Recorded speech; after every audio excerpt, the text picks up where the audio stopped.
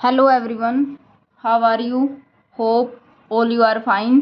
आज हम करेंगे बीए सेकेंड ईयर जो डिस्टेंस से बच्चे कर रहे हैं इंग्लिश का पेपर को, जो पोइम्स है हमारे सिलेबस में वो उनका मैं आपको एक पैटर्न बता देती हूँ कितनी पोइम्स है और हम कैसे करेंगे। देखो हमारी पोइम्स है ये important poetic forms and device. अभी हम इस टॉपिक को छोड़ देते हैं, ये काफ़ी बड़ा है और इसको समझने में थोड़ा टाइम लगेगा। मैं करवा दूंगी बट लास्ट में करवाऊंगी अगर हमारे पास टाइम रहा तो। हमारी पोइम्स में क्या क्या है, सोनेट विलियम शेक्सपियर की है, ये हमें अच्छे से याद रखना है कि कौन सी पोइम किस पोइट की है। नेक्स्ट है हमारी know then thyself, Alexander Pope की है। Elegy written in a country churchyard, Thomas Gray की है। नेक्स्ट है हमारी the world is too much with us, ये हमारी विलियम वर्ड्सवर्थ की है। नेक्स्ट है हमारी ode on a Grecian urn, ये हमारी जॉन कीट्स की है। सेवन्थ है हमारी my last duchess, Robert Browning की है। एट्थ है when you are old, W.B. Yeats, ये सारे बहुत इंपॉर्टेंट पोइट्स हैं। नेक्स्ट है हमारी where the mind is without fear, Rabindranath Tagore. The bangle seller, Sarojini Naidu. Another women, Imtiaz Dharker. अब हम करेंगे विलियम शेक्सपियर की पोइम सोनेट। सोनेट कौन सी है ये? 10, 5, 15, 3, 18। सोनेट 18 ये विलियम शेक्सपियर की हमने पोइम है वो करनी है। ये sonnet William Shakespeare, sonnet 14 lines की एक पोइम होती है और जो सोनेट 18 है विलियम शेक्सपियर की, ये इसके एक खास फ्रेंड है उसको डेडिकेटेड है। हम एक बार इसको वर्ड टू वर्ड सोल्व करेंगे, ठीक है, ताकि हमारे पेपर में जो स्टेंजाज आएंगे उनको हम आसानी से सोल्व कर सकें। अब देखो पेपर में हमारा फर्स्ट स्टेंजा था, देखो पेपर में ये स्टेंजा दे रखा है when you are old and grey full of slaves, इसको हमने एक्सप्लेन करना है विद कॉन्टेक्स्ट, इसीलिए हम पोइम की एक्सप्लेनेशन करेंगे ताकि हम इसकी कॉन्टेक्स्ट और एक्सप्लेनेशन कर सकें। ठीक है, पहले मैं आपको पोइम का एक बार लुक दिखाऊंगी कि कैसे आप इसको सोल्व करेंगे, लेकिन कॉन्टेक्स्ट में क्या लिखना है पहले हमने पोइम पढ़नी है, पोइम का आइडिया लगाना है कि ये किस पोइम से है, और बताया मैंने हर पोइम के पोइट का नाम आपको पता होना चाहिए। ठीक है, shall I compare thee to a summer day, Thou art more lovely and more temperate, rough winds to, ये देखोगे हमने पहले स्टैंजा पढ़ना है। Thou art more lovely and more temperate, rough winds to do shake the darling birds of May, and summer as least hath all too short a date। मतलब आपको ये 4-5 लाइनें जो आपको पेपर में दी होगी ये पढ़ते ही आइडिया आ जाना चाहिए कि ये किस पोइम से है। ठीक है, कॉन्टेक्स्ट में आपको क्या लिखना है, आपको आइडिया आ गया कि ये किस पोइम से और किस पोइट के द्वारा ये पोइम रिटन है, तो कॉन्टेक्स्ट में आप क्या लिखोगे कि these line have been taken from the poem sonnet 18 जिसका नाम है shall I compare thee to a summer day, written by William Shakespeare. In this poem, आप इतना लिख दोगे इसको बहुत है। अगर आप इसको एक्सप्लेन ना कर पाओ, इसमें फिर क्या लिखना है कि आपको ये बताना है कि स्टैंजा में क्या बताया गया। In this poem the poet compare his friend as beauty to the summer as day. इस पोइम में मतलब आप हर चैप्टर से एक लाइन याद कर लोगे, जो आप यहाँ पे भी मेंशन करोगे ये लाइन करना चाहो तो, और एक्सप्लेनेशन में भी लिख सकते हो। इस पोइम में पोइट कंपेयर कर रहा है अपने फ्रेंड की ब्यूटी को किससे, समर डे से। He come to the conclusion that his friend is more charming than the summer as day. वो क्या कहता है कि he come to the conclusion, वो किस कंक्लूजन पे जाता है poet William Shakespeare, his friend is more charming, जो उसके फ्रेंड की जो ब्यूटी है वो इतनी चार्मिंग है then the summer as day, summer days से भी ज़्यादा। ठीक है, अब हम इसकी एक्सप्लेनेशन कैसे करेंगे, पहले मैं आपको इस बार इसकी हिंदी में समझा देती हूँ। Shall I compare thee to a summer day, shall I खुद, कंपेयर करना, दी का मतलब यू, दी का मतलब यू होता है पोइम के according, to a summer day, इसमें क्या कहता है, इन दिस लाइन, मतलब वो कंपेयर कर रहा है उसकी ब्यूटी को समर डे से। दाउ आर्ट मोर लवली, मतलब जो उसकी ब्यूटी है वो बहुत ज़्यादा प्यारी है। मोर टेम्परेट, मोर मतलब गर्मियों से भी ज़्यादा। रफ विंड्स, उस टाइम पर जो रफ विंड चलती है मतलब तेज हवाएं चलती है। Do shake the darling birds of May के टाइम पर जो तेज़ हवाएं चलती हैं और कलियों को ऐसे टकराती हैं, मतलब हिलाती हैं। And summer's lease hath all too short a date.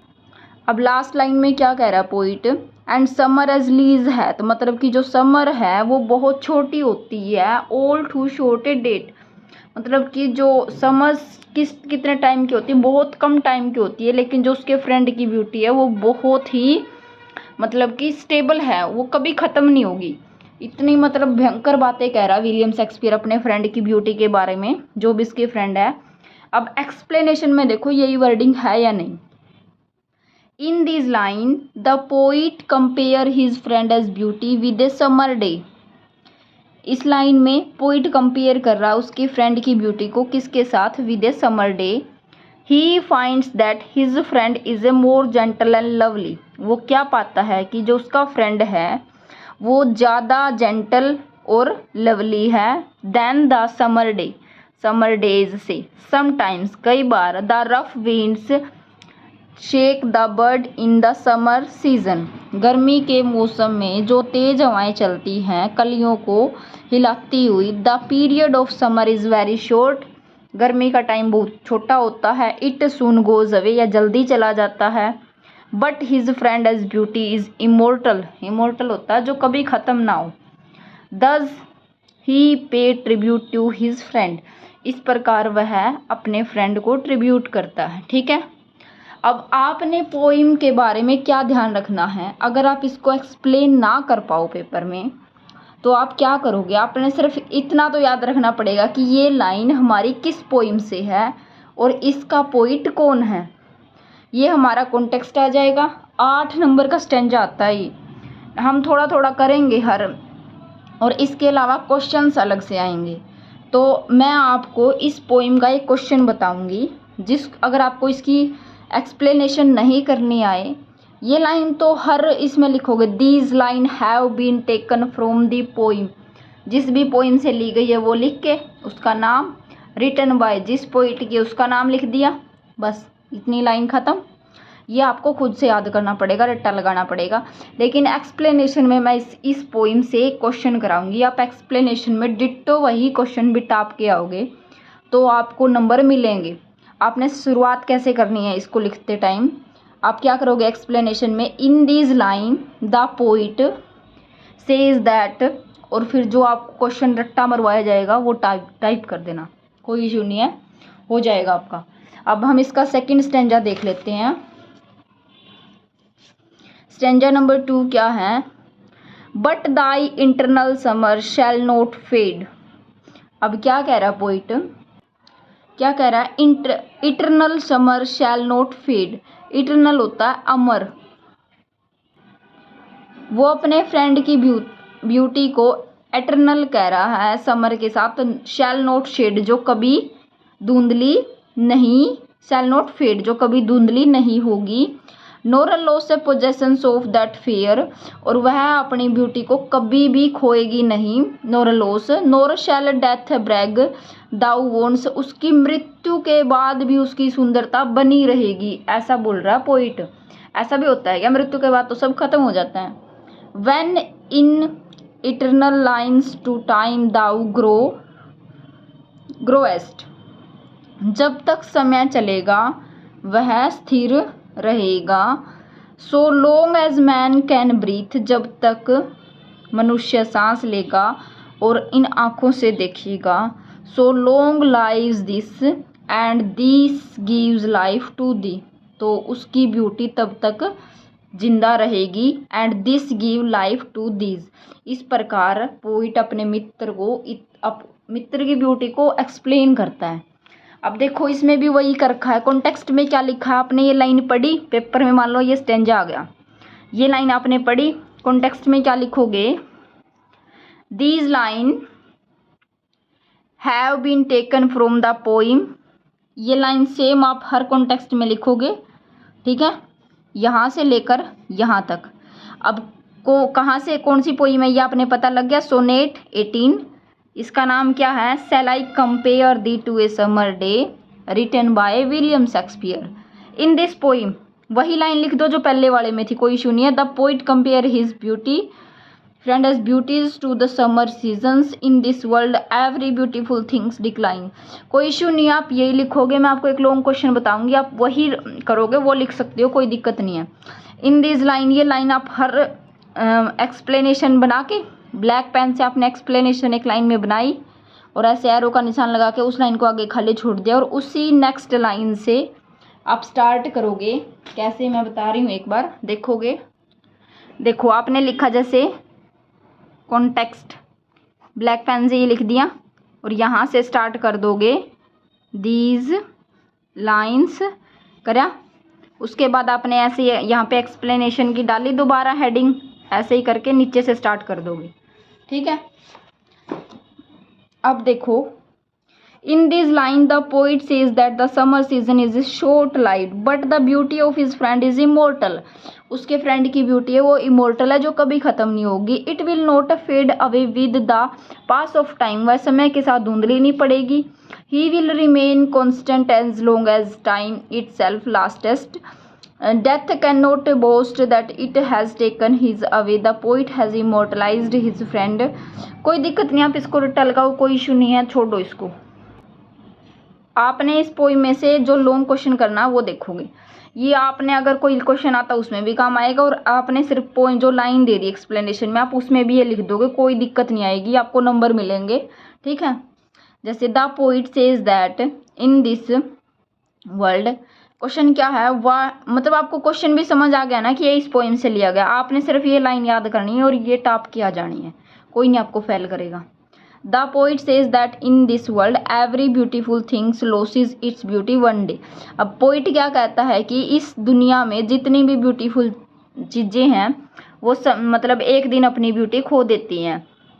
It is deprived of its beauties either by accident और with the pass of time. क्या कहता है, उनकी सुंदरता किसी दुर्घटना या समय के साथ खत्म हो जाती है। But his friend as beauty will remain constant, लेकिन जो उसके फ्रेंड की ब्यूटी है विल रिमेन, रहेगी, कॉन्स्टेंट मतलब स्थिर रहेगी, वो कभी खत्म नहीं होगी। The poet says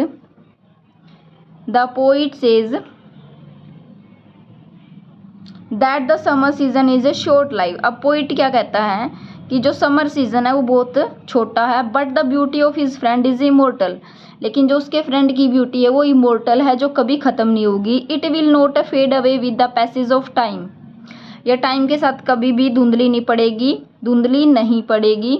it will remain constant as long as time itself last, जब तक टाइम मतलब जब तक स्थिर रहेगी, जब तक समय रहेगा। अब क्या यही बोल रहा है, death can not bast that it has taken him away. मृत्यु इस बात की डींग नहीं मार सकती कि वह इसको ले गई है। The poet has immortalised his friend in his verses, therefore his friend will remain alive as long as humanity exist in the world. क्या कहता है कवि, अपने मित्र की जो सुंदरता उसको इतना अमर बना दिया कि वह जब तक ये संसार में मानवता रहेगी, मतलब जीव जंतु या फिर ह्यूमैनिटी रहेगी, humanity exist in this world, तब तक वो ब्यूटी बनी रहेगी। आपने इस क्वेश्चन में ज़रूरी नहीं है कि आपने डिट्टो ये याद करना, जो लाइन आपको याद नहीं हो रही आप उसको स्किप कर दोगे, कोई दिक्कत नहीं है। जो अच्छे से याद हो उसको बिल्कुल लिख के 2 से 3 बार लिख के देखोगे इसको, मतलब एक क्वेश्चन इतना पक्का कर लो कि आपको दिक्कत ना आए, ठीक है। Thank you so much guys. ऐसे ही मैं आपको आगे 2-2 पोइम साथ साथ कराऊंगी। आज मैंने सिर्फ इसीलिए टाइम लगाया ताकि मैं आपको समझा सकूं कि आप कैसे करोगे। मैं पोइम्स पढ़ाऊंगी, उनको थोड़ा थोड़ा सा एक्सप्लेन करूंगी और एक क्वेश्चन बता दूंगी, ठीक है। अब बार बार मैं आपको ये नहीं बताऊंगी कि कॉन्टेक्स्ट कैसे लिखना और एक्सप्लेनेशन कैसे लिखनी है।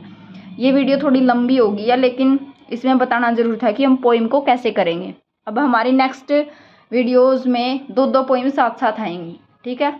Thank you guys.